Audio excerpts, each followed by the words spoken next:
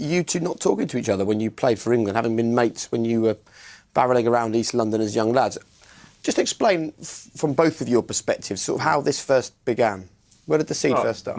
Mine was that we were both at West Ham, came through, done everything together, room together, proper travelled mates. everywhere. Proper mates from like 14, 15 years old, done everything. And then I left and went to Leeds and eventually Manchester United, and Frank went to Chelsea. And really around that time, we just kind of, our communication just kind of just disintegrated. And it was down to really, from my perspective, and Frank will give you his after, but the obsession with winning. I didn't want to see Frank have an edge on me. I didn't want to speak to him about anything that he might be able to take away and use to facilitate his team winning, etc. And it just became an unwritten kind of conduct, really. And it was the same with Stevie. When I was with England, Stevie, when we was battling for them for the Premier League, I didn't want to really sit around him and be around him because I just didn't want to hear what Liverpool was doing. But did Fergie tell you can't speak to anyone? No, he used to say, "Don't go." Full stop. We've got a big game Saturday. But I'm an England fan, and I'm sitting at home thinking, this is brilliant. This is the golden generation. These lads love each other. They play together. They can't wait to go and win a World Cup together. I think that's what held us back. But it sounds like what you're saying is you were putting club above country because you were so bothered about winning for your club. But and I'm watching you thinking, can you win for the country? But it was subconsciously. It wasn't like at the forefront of our minds going, whatever happens in England, I don't care. This is about Manchester United, Chelsea, Liverpool. It's like I didn't mean it. It's looking back retrospectively now. This is how I see it was. That's what we want now, isn't it? To take on the club that you play for. I certainly felt it at Chelsea. Stevie, obviously, at Liverpool, Mr. Liverpool. Rio the same, took on Manchester United. You feel so passionately about the club you play with, your teammates, your own performance and yourself, that to be a bit pally with someone down the road who you're competitive with. But didn't that hold back England? It may have done. I think Rio's right. I think we sat. We didn't hate each other. We went, but by nature we would sit on tables and stick together slightly. A lot of other nations have players playing all over the world. Then they come back together and they don't have that competitive. Every week we were at each other in some way, shape or form. Yeah, I think it was more of respectful relationships around England rather than a bond, rather than the closeness where there was love there. When I speak to other international players when I played, like you could see in yours and stuff, they can't wait to go away with Brazil. It's the best 10 days of their season, if you like. Whereas you didn't really get that feeling when you went away with England. You were looking forward to the games, but everything else around the games was a bit like that. Isn't that something we have to try and change? Have to improve it, have to change it. I think the bond and the spirit and the togetherness and the closeness has to improve. And I think it will definitely help results on the pitch because, as Rio said, I think possibly it did have an effect on how well we did. Having saying that, we got to the quarter-finals of competitions and we're that close on penalty shootouts. I'm sure the fans would take that now. Sure. Yeah, exactly. So, but you sort of wonder if you had that amazing bond, maybe that would have been the little bit you needed. What's the difference with this generation coming through now is that they're winning trophies together. That's it. From 17 years old, they're winning trophies together. So they've created that bond from now. So that will carry on throughout their senior years as well. Hopefully they all come through together. Yeah. I look at Spain. David De Gea's era, and just before that with Iniesta, they were doing well with their youth teams. Under 21s go straight into the first team. They've carried that through. Germany exactly the same. Hopefully, we're now at the beginning of that cycle here with England. But we have to stop this thing happening again, though, don't we? This sort of little tweaks and you'll sets. find it hard to take it away. The basics, I think, of what Rio said of when you're playing week in, week out for your club. To be pally, it can happen. But I understand exactly what you're saying. I felt the same. We didn't ever speak about it. Just the way it went. Yeah, it was weird. But then people look at that generation of footballers, called it, the golden generation, and we didn't win anything. Yeah. But having said that, the teams were different. Mate. Like, we were playing against Spain, right, with Iniesta, Xavi, Busquets, David Villa, Torres. The team was a joke, levels right? were fucking And then we're crazy. playing against Brazil, Rivaldo, Ronaldo, Ronaldinho. This is. I mean, it was France had Henry. That team in front, that team that came through there.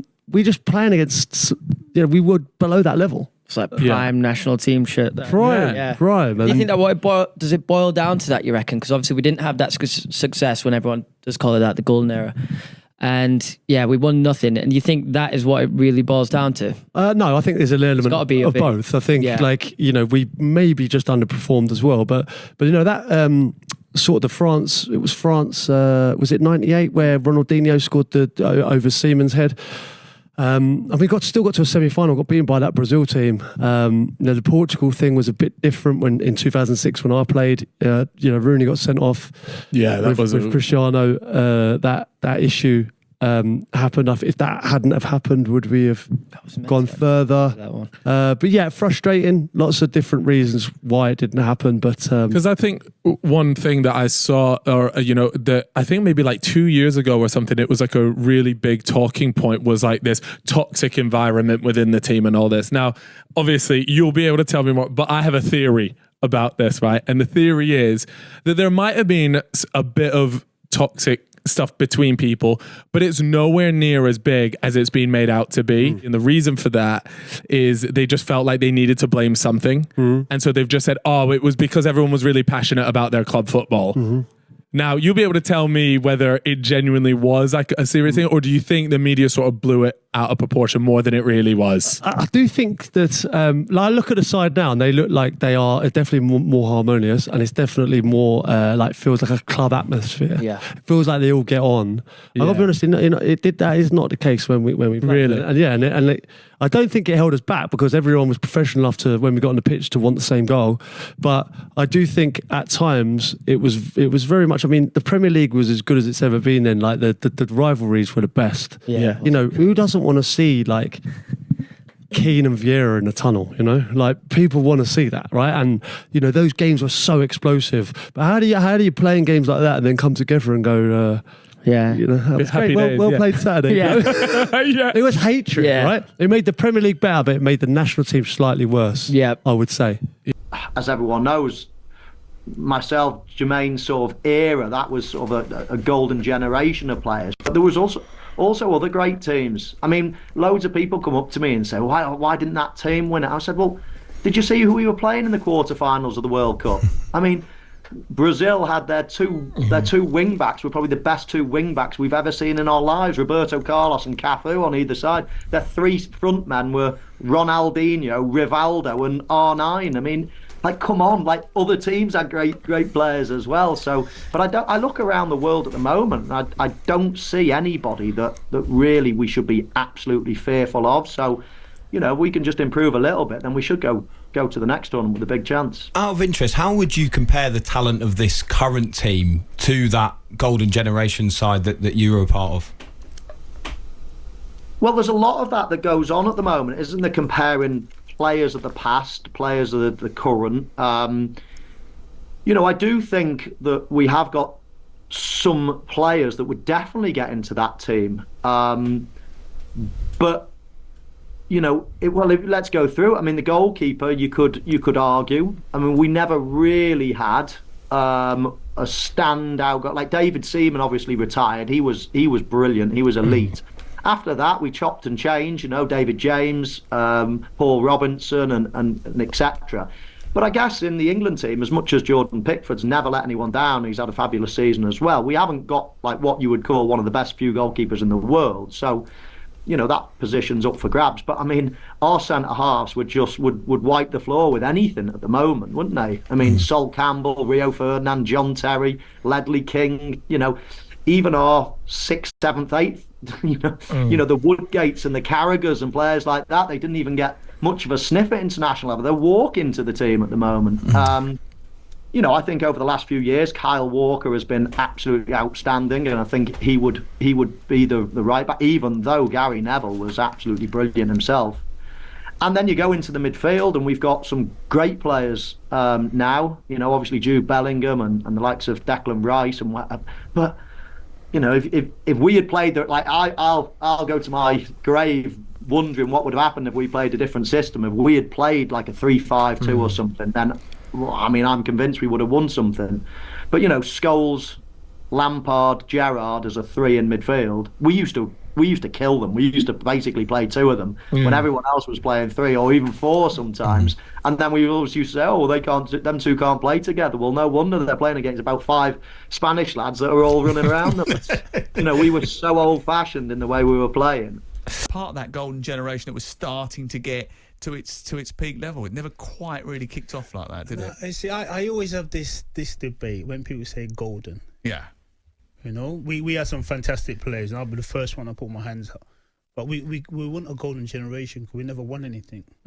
That's when it's golden. And numerous people say, "Oh, golden generation." It can't be. You know, quality players. Of course, we had loads of those, and a lot of teams actually feared England.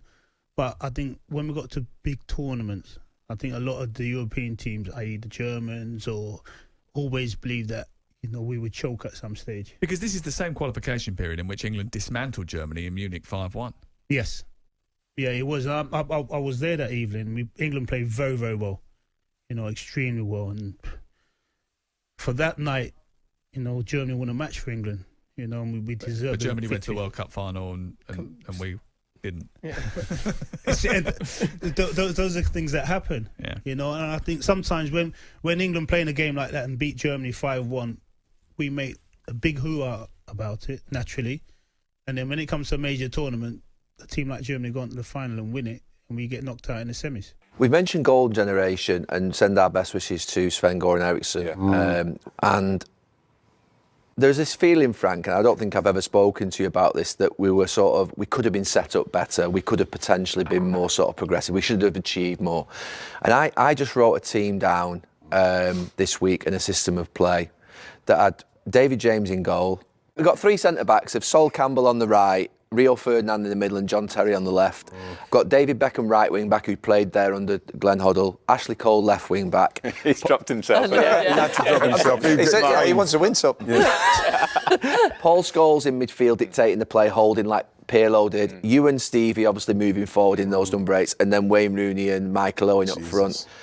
I picked that team and I thought, if we were set up in that way, could we have won something? Do you think the golden generation should have won something? Now, you said that France before had better players, and I sometimes go along with that theory as well. But do you think there is an element of us potentially being set up in a more progressive way that could mean that we would have been able to keep possession more and do more in tournaments? Because you were part, obviously, of the 2004 and 6. And I think it's such a long conversation, this one, because, and I float a bit with it, like you said there yourself, because I do think at times we were probably too rigid. And when I say that, I talk from my own personal experience of playing in World Cups against teams that were not at our level. So I'm not talking about France and Italy now. That's playing against Ecuador. So that were keeping the ball off us. That were keeping the ball in the field because they're outnumbering us in the centre of the park. So the things that maybe me and Stevie get used to doing, where we had numbers or we were used to, now you're just trying to cover space and you actually get a bit mentally done with it in the game, going, why is this happening?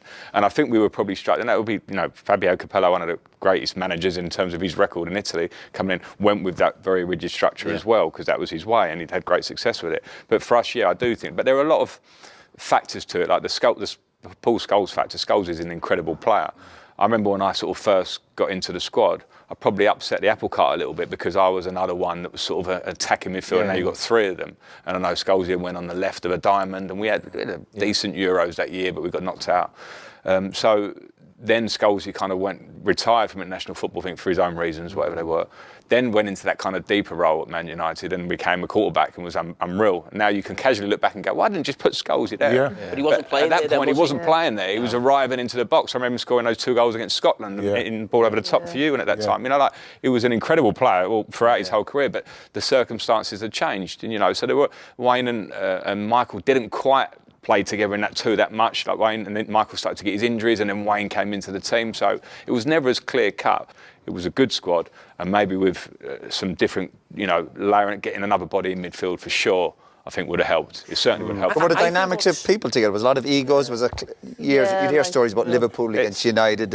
Was that all going on? There was a bit of that. So if you're looking at good players on paper, it doesn't mean the dynamics in the group is going to come together. Yeah. But for all the experienced players, could the group deal with all that stuff? Because they had expectations week in, week out at their clubs. We've got to take that on the chin, I think, as the players for that one. I think it was a bit of naivety. Look at my mid-20s or whatever I was when I got into the team full time.